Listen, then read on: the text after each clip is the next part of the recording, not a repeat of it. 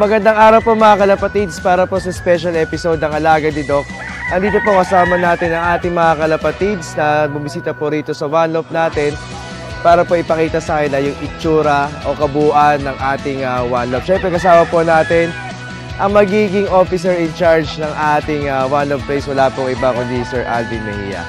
At siyempre kasama rin natin mga kalapatids from Montalban tsaka siyempre from Sampaloc, si Sir Jerry, si Architect Jericho, tsaka po si Sir Mike.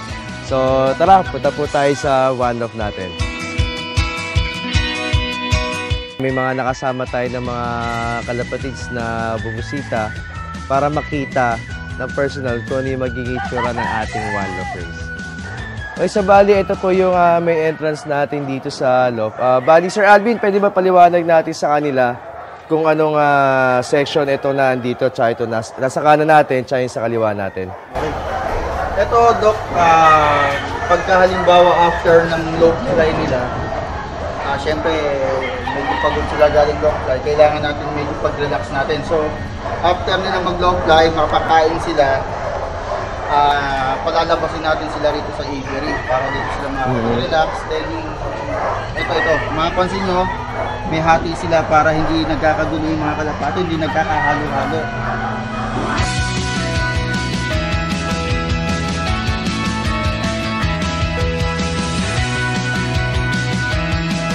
So kaya nagkaroon din tayo ng section by section para identify natin yung ibon na mas may edad sa bata. Then magkakaroon tayo ng color coding para yung bawat Lokman, alam niya kung ano yung mga ibon na alagaan niya. Ito yung pinaka-release nila. Dito natin sila i-release. Dito. Yan. So balis dyan lahat ang daan ng ibon para masanay na lahat ang release dyan. Palalabasin natin sila rito sa pinaka-aviary. Dito natin i-release para dito sila take off. So actually kasama natin Sir Alvin kanina. Basically sila Sir Alvin tsaka si Richie Alan De Leon. Sila nag-conceptualize yung design eh.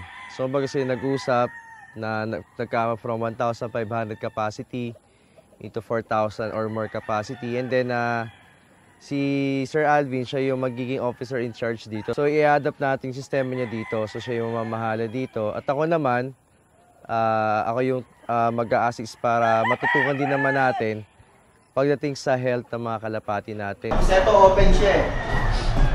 Para yung hangin, pwedeng umangat. Then sa dulo, dun yung i-open natin, lalagyan natin ng lumbers. Para yung hangin. Tagusan. Kasi medyo pagkain.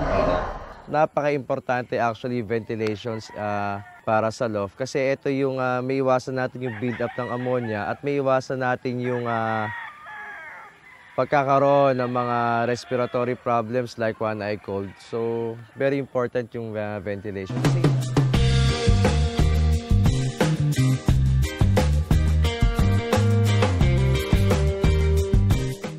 Nakaka-excite. Tapos talagang very encouraging yung design ng loop. At saka yung, kung papansinin natin, yung facilities niya, napakaganda. From perch, from structural, talagang napakaganda niya.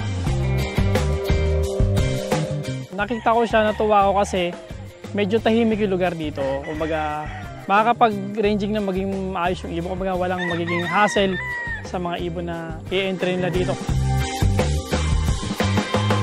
May mga tanong pa po ba kayo?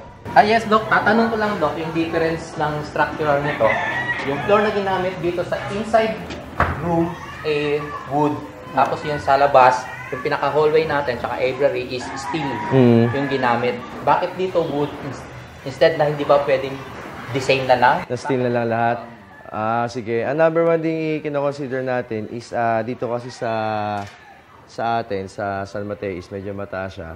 So minsan may mga times dito na yung hangin. Kasi pag open yung ilalim, yung hangin is ang hirap i-control mo niyan. So lahat papasok yan. Ngayon, kung ang gagawin naman natin is maglalagay tayo ng cover doon sa baba para hindi natin mapasok, hindi siya mapasok ng hangin, magkakaproblema naman tayo sa build-up ng ammonia, possible build-up ng ammonia sa loob. Doon sa pagkakataon na yun na naitanong ko sa kanya yung regarding sa floor nung tapos yung sa health ng ibon, malaking tulong para sa amin yun.